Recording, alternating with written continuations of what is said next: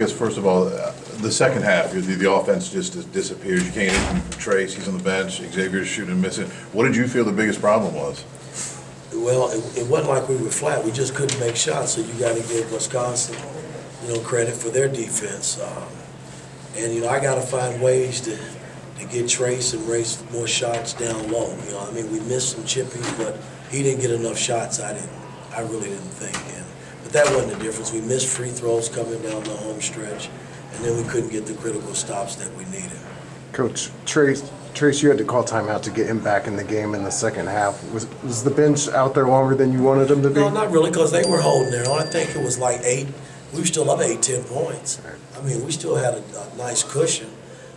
It was strictly the starters. I went with Anthony, something that I hadn't done, but that's, I feel good about whoever I play. I just got to get them over the hump, man, because this is definitely a winnable game. Got to give Wisconsin a lot of credit because they kept fighting until they got it done. Woody, perhaps maybe you played the best first half. What did you do so well in the first half? Well, we got stops. We got the ball movement.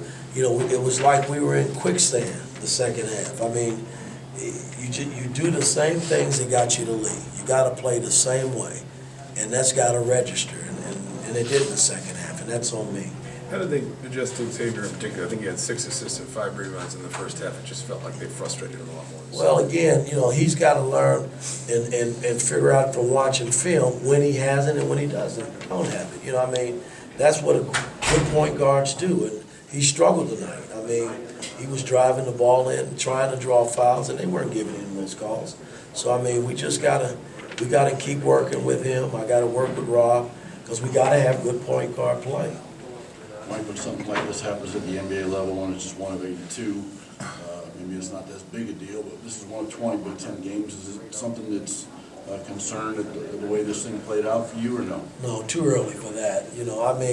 Again, the fact that we competed, and like I told them, hey guys, you can win on the road.